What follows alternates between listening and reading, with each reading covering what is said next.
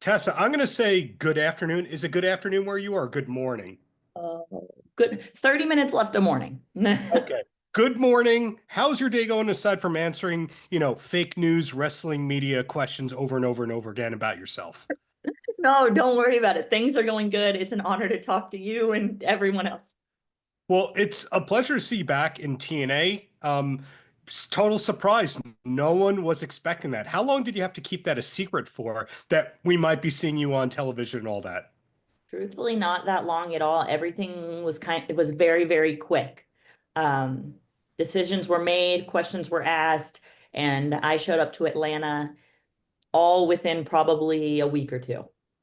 Wow. When you were traveling to Atlanta and all that kind of stuff, hood up, were you wearing like a hood underneath the hoodie?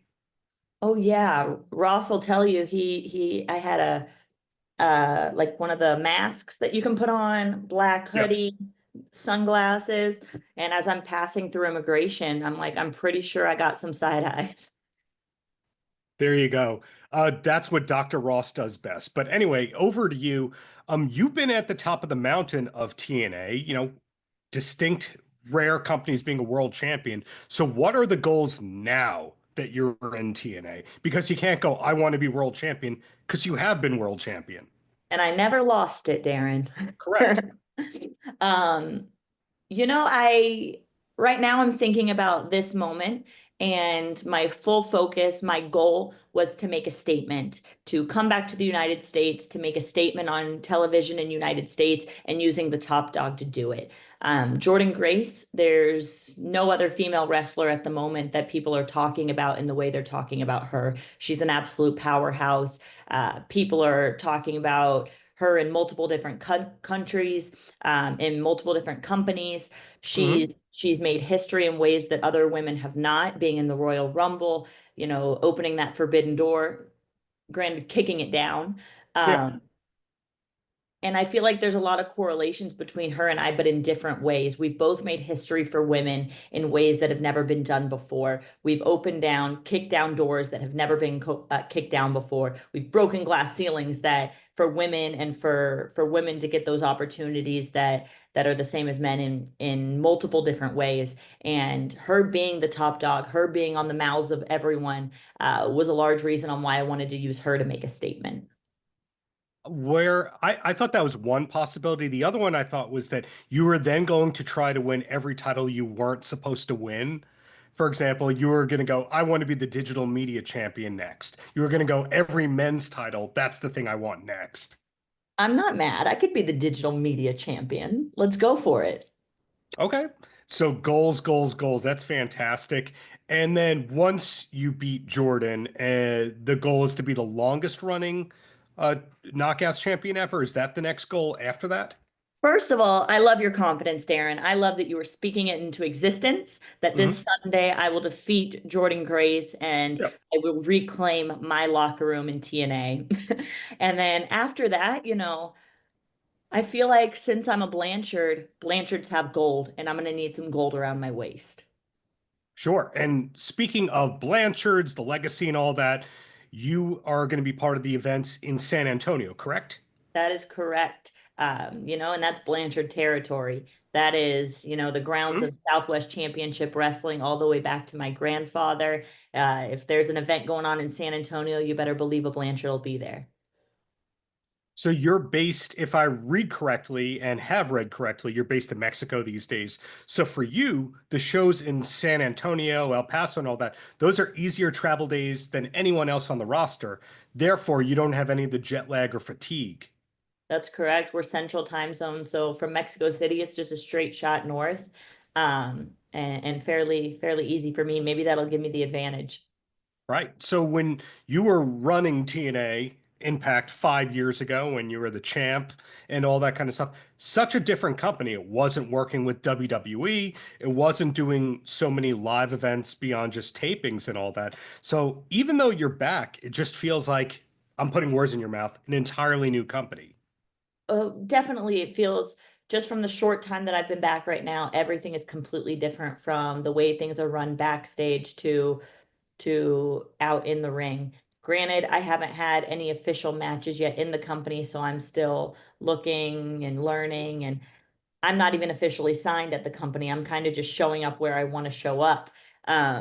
So Yeah. who knows? You'll see me this Sunday at Genesis or you won't. Isn't But that kind of the Blanchard way? You just do what you want? you know, I don't know if that's the Blanchard way or maybe it is, but right now that's the attitude I have. I'm going to do what I want to do when I want to do it. And my focus is Jordan Grace, and I want to kick her ass this Sunday at Genesis.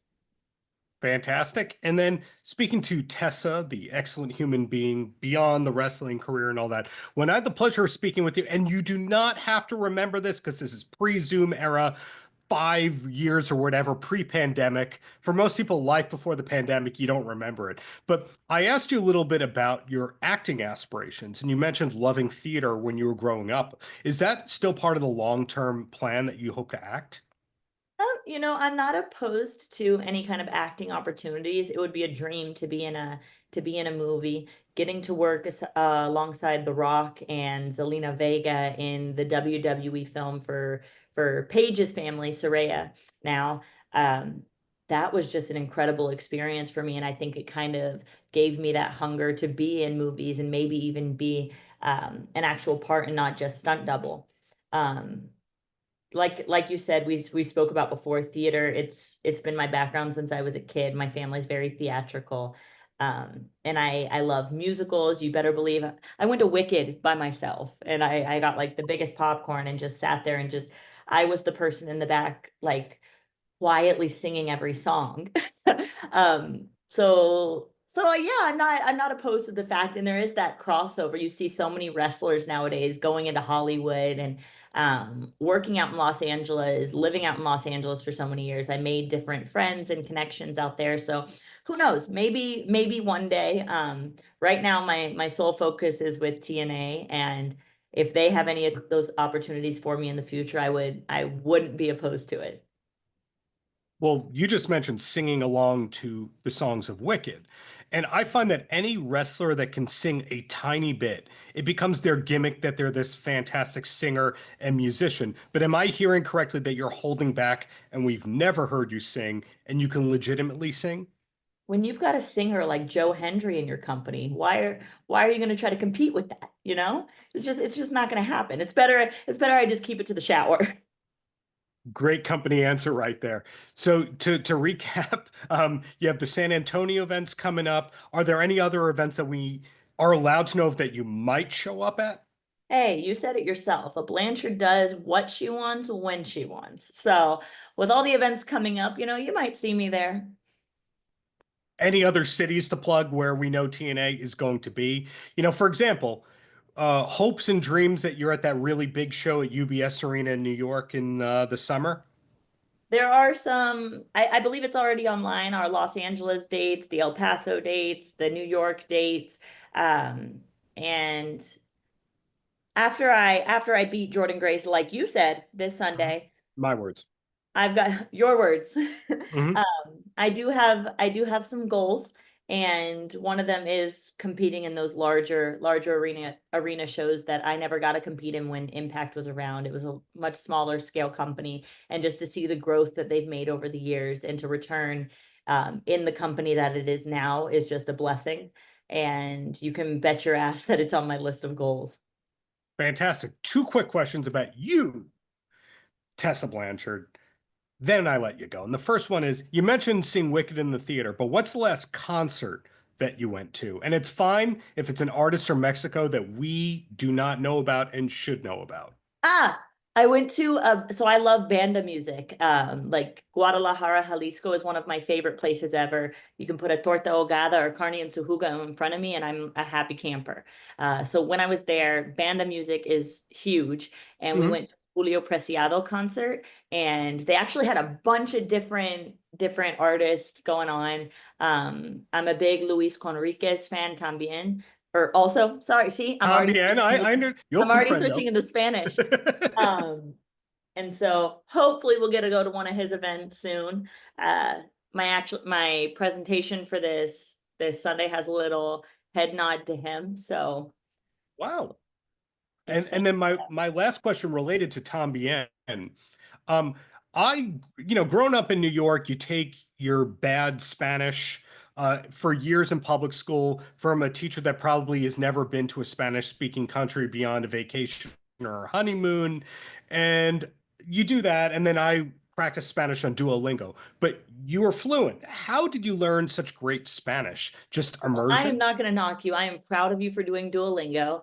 My boyfriend uses Duolingo to learn English, and it has helped him leaps and bounds. So I salute you for that. I think learning Spanish, living in the country, being fully submersed in it has helped me a lot. I'm also a very independent woman, and when I moved to Tijuana years and years and years ago, um, I realized I couldn't go get my nails done or buy a gallon of milk without help. So I was like, this doesn't work for me. I need to Yeah. learn Spanish yesterday.